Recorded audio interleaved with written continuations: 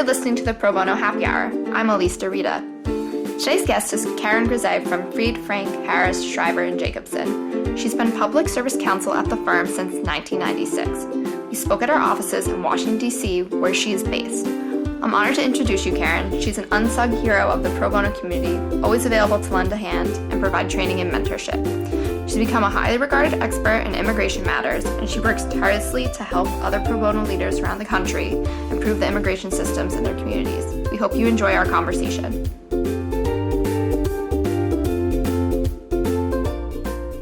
Hi, Karen. Welcome to the show. Thank you so much for joining us today. Hi, you're welcome. Thanks for having me. We're just going to jump right in. What were your early years like? So tell us about your background. You mean my early years growing up? Yes, as far back as you want to go. Oh, wow. Okay. Well, I grew up in a working class family without a lot in terms of resources. Nobody was going hungry, but there also weren't any luxuries. And I would say the biggest premium was placed on education and helping others. It's great. That definitely probably inspires why you became a lawyer. So do you want to talk more about that, how you decided to become one and when? Yes, actually, I had no intention early on or thought to becoming a lawyer at all. I was actually interested in languages and had thought about studying languages and maybe going in the direction of interpretation. But it happens that I was married when I was very young and had kids when I was very young and wasn't working during those early years. So when my marriage was breaking up, I had to go back to work. The only skills that I had at that point were secretarial, but I knew I could do more than an ordinary level of work, so I had to decide between medical and legal. And I chose legal because I was good with language and vocabulary and not so good with 3D and how things fit together. So I decided medicine didn't have much of a future. So I became a legal secretary at that time and then went from there to being a paralegal. And it was after I'd worked as a paralegal for a few years and I was writing briefs and second chairing trials that I decided, why should I be doing this work and putting someone else's name on it when I could help my own children? And, 3 extra years at that point was, I thought, worth it for my own family. Yeah, I was actually a paralegal as well, and you definitely feel like you're doing more than just being a paralegal. You're practicing law almost, isn't it? I mean, there's more than one way to be a paralegal. I was working at that time in a small agency that was shorthanded, and people were allowed to do as much as they could do. So I did my undergrad for 10 years at night. So at that time, it just felt like a little bit of a step forward for a much bigger reward for the family. Yeah, compared to that, 3 years is a pretty good investment. Right. So how did you get to Fried Frank? When I was looking for a job for my second year summer, they were, in the process of on-campus recruiting and so forth. And I was lucky enough with my grades and so forth to have a chance at a lot of the top firms that were coming on campus to interview.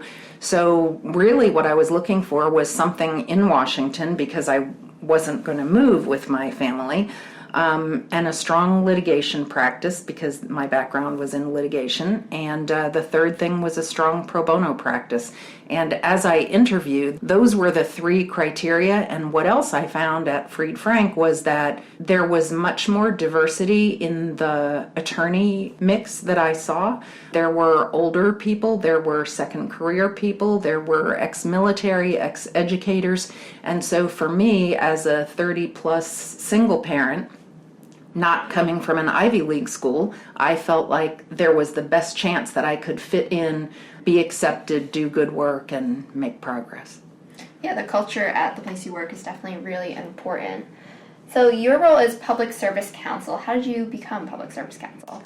Well, I worked for the first 5 or 6 years as I'll say regular advisedly. I'm not sure if I was regular, but anyway, an associate in the litigation department in Fried Frank's Washington office. But from the very beginning, I always took on as much pro bono as I could because the mix of the billable work, but the pro bono part was very important to me. So over those 5 or 6 years, it became known that I was willing to do whatever pro bono work I was asked to do.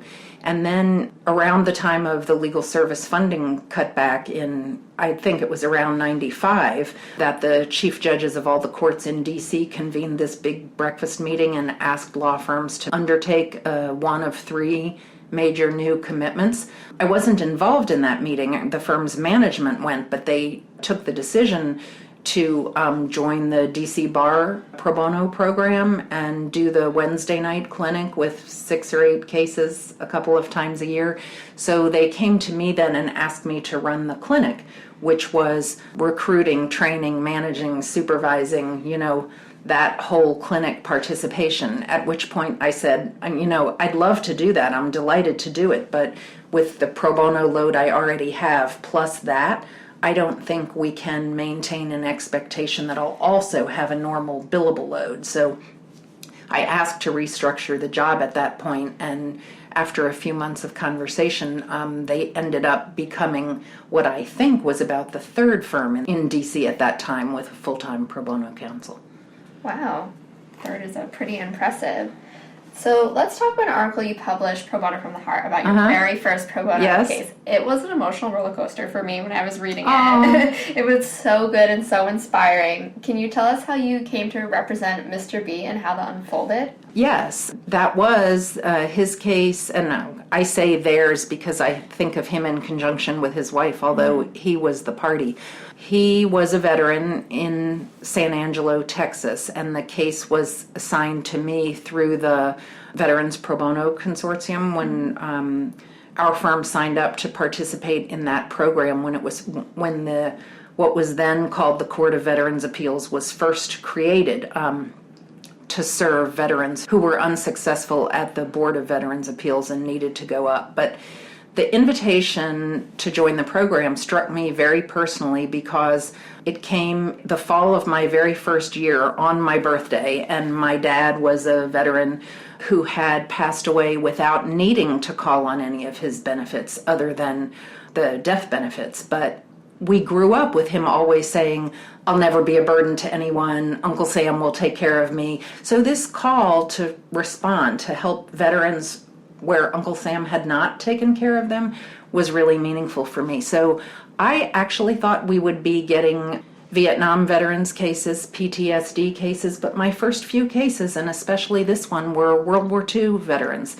And Mr. B had been pursuing a claim on his own for service-connected disability benefits for many, many years unsuccessfully. So I took his case and we were able to prevail, and he got a large lump sum back benefit, but more importantly, a monthly benefit, which really changed his life on a going forward basis.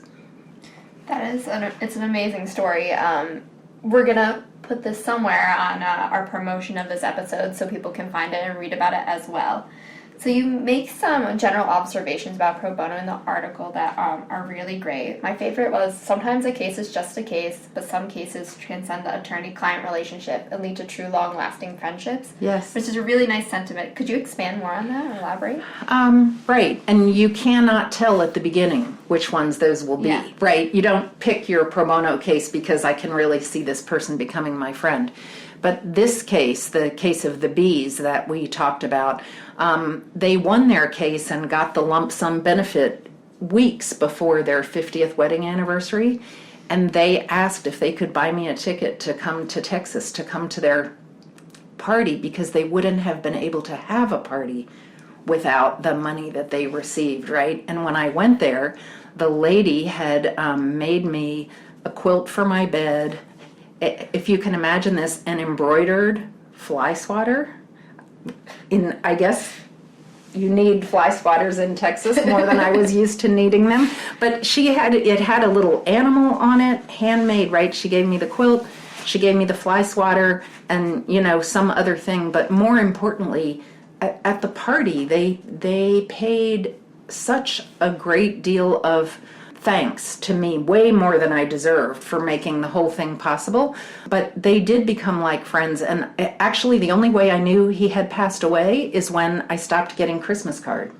And then I investigated and I found his obituary, but I was in touch with them forever till the time that they passed. Yeah, it's interesting how these cases can kind of have lifelong relationships, Right. And the appreciation Right. probably feels amazing Right. to know that the work you did kind of came out of this I beautiful relationship. I think the ones that really lead to friendships are the ones that are long, that are complicated, where you not only see the client through thick and thin, but you, because when you're working together for so many years, your life experiences become, in a sense, intertwined. And a couple of my individual clients came recently to my mom's funeral when she passed away because our families had come to know each other, and that's the way the relationships sometimes work. That's amazing.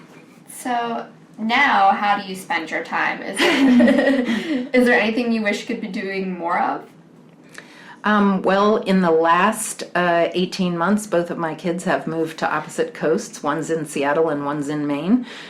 So I wish I was spending more time with them, in a sense. And in recent years, I've become interested in birding. So I'm wishing, especially in good weather, for a little bit more time outside. But I'm not wishing that I weren't working, and I'm still very motivated by the direct representation piece in particular. That's great. So you focus your practice on political asylum and other immigration matters. You spoke actually at the conference about this last year. How did you come to concentrate on that? Right, that's a good question because I never studied immigration in school, and although in my family growing up I was very much aware of our Irish background and heritage and the immigrant experience that was a couple of generations back, it wasn't a focus personally or in my work life until somewhere in the mid-90s. I was the liaison from our firm to the Washington Lawyers Committee for Civil Rights and Urban Affairs, and through their asylum project, I was asked if I could find a summer associate to work on a part of an amicus brief to the Fourth Circuit, or not, I guess not a part of a brief, but a brief to the Fourth Circuit. So I thought, oh, that was easy, and I knew one of our summer associates that had had some immigration experience, so I got her to do it. And I learned just enough about asylum law to oversee the drafting of the brief. Summer came and went, the brief got filed, and in October or November, the Fourth Circuit granted oral argument in the case. And then there wasn't anyone to do it, and I was asked if I would like to argue the case at the Fourth. And I was naive enough to not know how complicated that was, but I got ready, and I did it, but the issue in the case was a very narrow one involving the motivation of the persecutors. And I got to the oral argument, and the first question out of the mouth of one of the judges on the panel was, why should we help your client, counsel? Why should we help somebody who butted in line and stole a visa number from someone who was waiting properly in line for his number to come up? It was so far beyond the question that the case was about, and it revealed an unfamiliarity with anything about how asylum law fit into the immigration system as a whole, and I had to use my argument time to back up and say, asylum has no numbers, and it doesn't steal numbers from anyone, and it's a completely different system motivated by protection and not by immigration, right? And I learned from that you can't always count on the higher court straightening things out, which was what I thought. I thought they would know more, and at that time, in this particular case, the panel knew less. And so I realized the only way to win these cases is to make a good record at the trial court and not be trying to straighten it out on appeal. So from there, I took another case or two, then I started getting appointed to cases, and by accident, it evolved into a specialty. Wow. That is impressive. So what do you enjoy most about your job? Two things. Direct representation, I said already, I like very much, and it's very important to me to not lose touch with real clients. And the other part is teaching those who are truly motivated, who want to learn, who want to help and serve others. I like that a lot, and I do it inside my firm and externally, obviously, through PBI, through the ABA, through the American Immigration Lawyers Association, and right now I'm helping them with their justice campaign. But I've always done a lot of speaking and teaching and anything that's designed to help equip lawyers to come in and join, as I did at the very beginning with no training whatsoever, to help people in this situation. And the other thing is then to use that direct experience to try to do policy work to improve the system. I think that some lawyers wanting to do pro bono kind of find it daunting, and it's great that there are people there that show this is how to do it, this is how I can help you, this is how I can train you. Because sometimes it only takes just saying, I need help and I want to get trained in something, and like you can tackle different kinds of cases you might not necessarily have done before in your everyday practice. Right, and I felt privileged to be able to do it because some people who work full-time in any of the substantive areas, all day, every day to make a living, have limited capacity to do pro bono work. Maybe they can only take 1 or 2 cases at a time, but I've felt, well supported and less worried about that aspect of how I'm going to support myself, right? And I've felt a responsibility to help others and to use, my time and my experience to bring other people into the fold, so to speak. So now we talked about what you most enjoy. What are your greatest challenges? Well, this is kind of funny to say in a PBI podcast, but I don't like doing reports. I don't like doing numbers crunching and hours. I mind less writing copy for marketing describing victories because that has that inspirational capacity, but it's the real nuts and bolts housekeeping, number crunching, reporting I don't enjoy, except to the extent that I appreciate that it reflects how we're doing. Mm-hmm. So it has a value, but it's not a task that I consider fun. Unnecessary evil kind of thing. Right.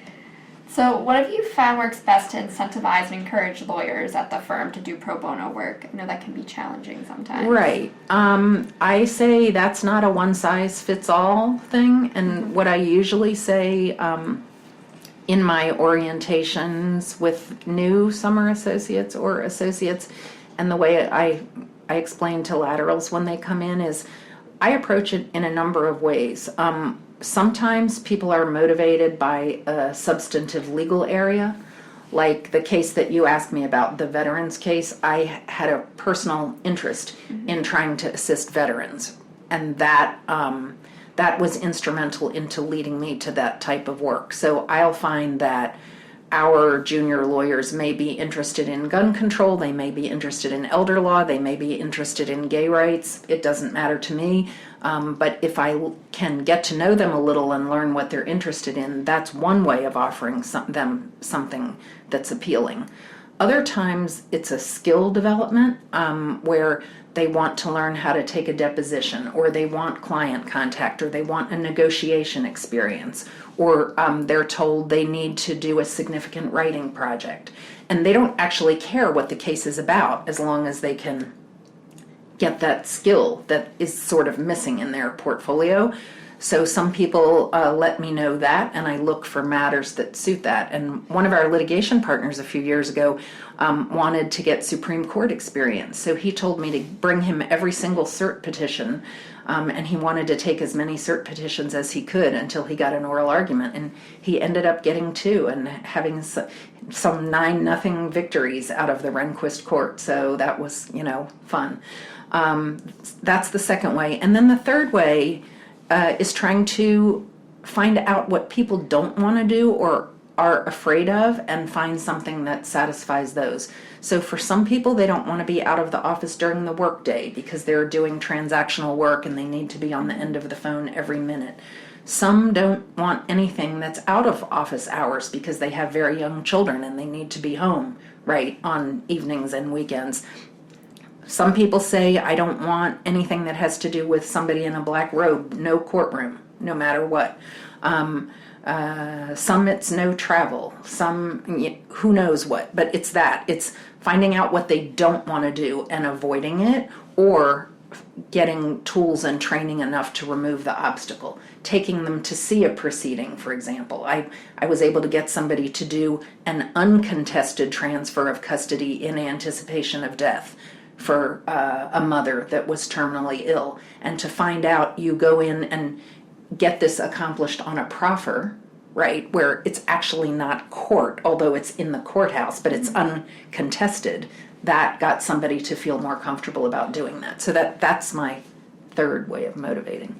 Yeah, with pro bono, there's such a wide array of cases. I think that you can right. There's just find so many choices. There's something for everyone to do, and sort of my job is to help them think more broadly or dispel myths, or even not myths but real concerns, to come to the thing that will work well for them. So, looking back, what have been your biggest surprises as pro bono counsel, and what are the lessons you've learned? Let's see. So I wouldn't exactly say as surprises, but maybe along the way it's emerged as a surprise. You know, I came into the law firm setting and into pro bono work because it's what I wanted to do and I was very motivated to do. And if I didn't have three teenagers at the time that not three teenagers, two teenagers at the time that I was coming out of law school, but looking to have to pay for college right away. What I meant to say was three tuitions, right? I had my own student loans and two college bills staring me in the face. I would have been a good candidate for legal services or, something similar if it wasn't for that. So I went in very motivated about the substance of pro bono work and helping people. And what I've learned over the course of time basically is two things. One, what one of our partners told me once is that I have to remember that at bottom the law firm is a profit-making enterprise, which is a shorthand way of saying, everybody can't do everything all pro bono all the time, right? And you have to realize how that fits into the firm's infrastructure, what its role is, to try to help it be as much as it can be, but realize that in a way it's a niche, and you want to be helping people and meeting the needs and expectations of the lawyers, but except for me, it can't take over their practice. So that's one thing. And the other thing that I've learned over time is that what the law firm management structure, goals, principles are at the beginning aren't necessarily the same over decades, and that it's important to keep your eye on the way business trends change, management changes, committees change, personality changes, and while I'm paying attention to the day-to-day work, it's important to see what's happening with the interests and the direction of the firm over time as well. Yeah, that's great. Since you've been there since 1996? Well, I've been there since 90, but I've been full-time in this job since 1996. Yes. So that's over the past couple decades. Yes. So are there any more specific changes about law firm pro bono over the past 2 decades that you've seen? Well, I don't know how many years ago now, because we started with the Law Firm Pro Bono Challenge at the 3% level. Then later we signed on to the principles of the Bar Association of the City of New York, which is the same thing on an aggregate. And in D.C., we follow the D.C. rules of professional responsibility, where we have an expectation of 50 hours per lawyer. A few years ago, our firm adopted an expectation that every associate and counsel in the office does a minimum of 20 hours to be eligible for bonus consideration. So I've seen articulated goals and metrics come more and more to the fore than they were at the time I started, when it was encouraged, but there were not those number sort of metrics. So that's been one of the changes that I've seen. And the other thing is, I'd say since the 2008, the market changes that happened at that time, and the downsizing in a lot of firms and increase in pressure for billable hours on lawyers, there's much more of an interest in smaller, manageable pro bono. And I would say particularly where the transactional lawyers, the corporate lawyers have become a higher representation in our office and litigation a bit smaller, the need for a different mix of cases and for ones that suit not only the skills but the chunks of time availability, that's affected a difference in our case mix. And so it's not only large-scale litigation matters that we're looking for at this point. It's great that the firm kind of put such an importance on pro bono with all those requirements. So what's on the horizon for the firm's pro bono program? What are some new things in the works? The biggest initiative right now is an increased desire for partnering with billable clients on pro bono projects. Our New York office has been doing some of them largely focused on clinics, but not exclusively so. And we're looking now, not just when they come along, but more affirmatively looking for opportunities to partner with billable clients and trying to actually develop or suggest some of those partnerships so that, again, it's the deepening of business relationships at the same time as we're trying to do work that satisfies the public interest. But those one-off or one-day type of opportunities are a good way to involve the corporate lawyers and work side by side with our billable clients as well. That's great. So in addition to Mr. and Mrs. B, what are some examples of pro bono cases that have been meaningful to you? Oh, well, that's a good example. Another one that I can recall is one where we represented a widow of a veteran where the VA was asserting that she had received a very large overpayment in benefits. The VA contended that she had failed to adequately report when she had gotten divorced from her second husband, and she had received benefits as a widow. She had, however, told her service branch, and I don't remember now whether it was the Army or the Air Force or whatever the branch was, she had told her immediate representative, and they noted that in her records, and she had confirmation of that, and some benefit that flowed from them was affected, but her VA widow benefits never terminated, and she did not know. She did not, from her point of view, hadn't done anything wrong because she had reported and she saw a change, so she thought what she was getting she was entitled to, and although she was not indigent, repaying the amount that was asserted would have taken away her only real asset, which was her home, right when she was facing retirement. She was a school teacher, and it would have divested her of her only asset. So we were able to totally get that forgiven, and that was a very good one. And then on the immigration side, I've had a couple of clients where there has been long, contentious, very aggressive litigation on behalf of the government to try to remove someone where I know that the individuals would face death if returned to the home country. Not a risk of persecution or a fear, but a certainty. And it's been my pleasure to level the playing field in those cases by being able to give a high level of representation with a lot of resources and enable those people to stay in the country. And a couple of those, not so aggressively litigated, have been children.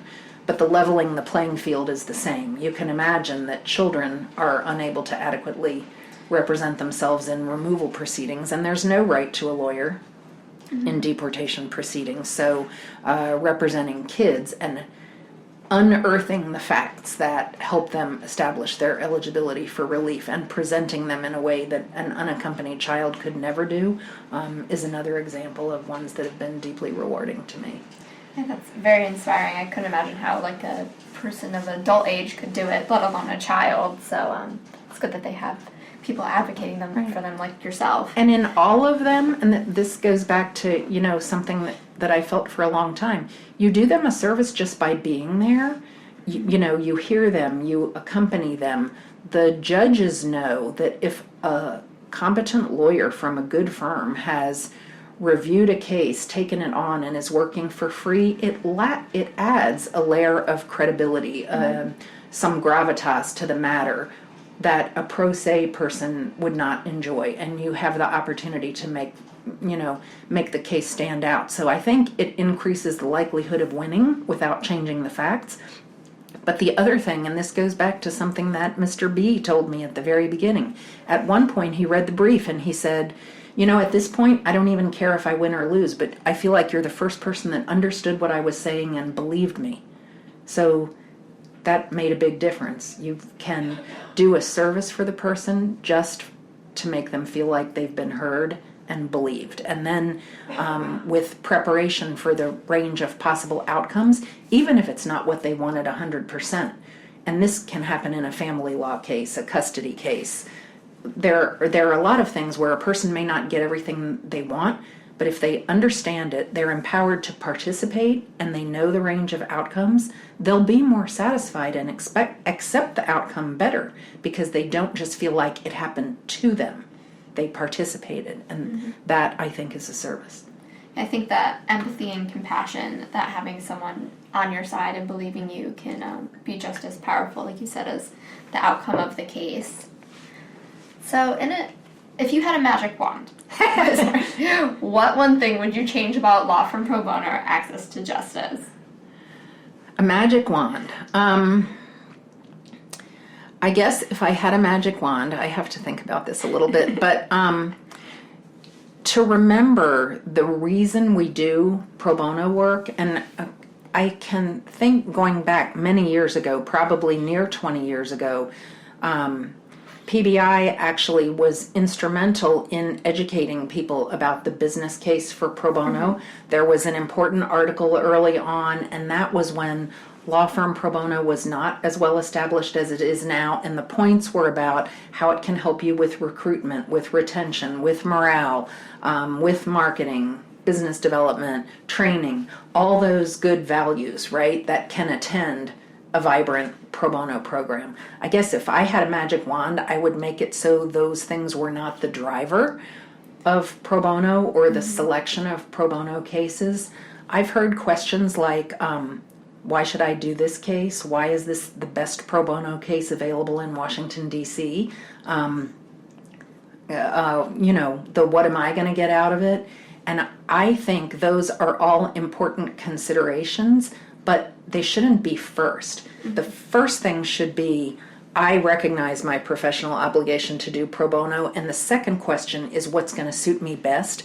And that's the way I approach it, is helping people once they have the desire to do some pro bono work, motivated by whatever, to help them find something that's going to make it a good experience, but not that it starts with what's a good experience for me. That's, I look to Rule 6.1 and our ethical responsibility to do it, and start there and then figure out what fits. That's a very heartfelt and inspiring thought on what you could change. So who is your pro bono role model or access to justice role model? I know there are probably a few, so you don't have to limit. Well, there are quite a few. I'll give you a couple, and they also all in one way or another. It's kind of like Kevin Bacon, right? They all lead back in one way or another to PBI. But I'll say that many years ago, I was led by Bob Jusium, who was at that time an active litigation partner in our New York office, and always very active in the pro bono world and on the PBI board, encouraged me to go to the Law Firm Pro Bono conference in Washington, D.C., when I was either thinking of or just had moved into this pro bono leadership role. I don't remember exactly. But he said, go there and you'll meet great people and you'll learn a lot about pro bono and you'll get a lot to read and you can think about it. And there I met John Pickering from, what was at the time Wilmer Cutler and Pickering, and John also was a giant in the pro bono world, and John led me. I guess it was before I came into this job, because John was encouraging me to pursue the work on a full-time basis, and coming out of that the tradition that I was just speaking of doing it because it was the right thing to do. And he always encouraged me throughout my career. And John led me to a conference in Asheville, I think, where I first connected with Esther. And, on and on it went. So the convergence of those three individuals have always provided me with a great deal of support. But in the firm and in the ABA, in AILA, in the pro bono community writ large, I would have to identify Bob Jusium as the brightest light for me because he has not tolerated but encouraged my bent towards pro bono service, both in direct rep and in systemic reform and policy advocacy, and he's showed me how to do it and how to navigate in the law firm setting and in with various legal service providers and in large national organizations. So he's been a beacon for me from small to large. He always is telling the poem about the lamplighter, and I can't think of that without thinking of him because he's been the lamplighter for me. That is a great sentiment. So Karen, thank you so much for talking with me today. Is there anything else you want to add before we sign off? I think you've pretty much covered it. The only thing I would add is if people want to follow up on anything or ask me any more about any of the things I've touched on or would like to get connected with any resources, immigration-wise or otherwise, I'm available to anyone, but I don't think there's anything else that I need to add at the moment. Great. It's been a pleasure talking today. It's been very inspiring. Thank you very much for having me.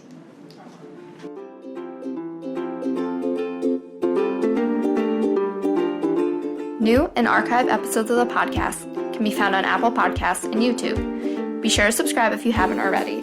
Please take a moment to leave an Apple Podcast review. It is quick and easy to do. We would appreciate the feedback and would help make it easier for other listeners to find the show and expand the conversation about pro bono and access to justice. We'd love to hear from you. Send your comments, feedback, and questions to probono@probonoinst.org.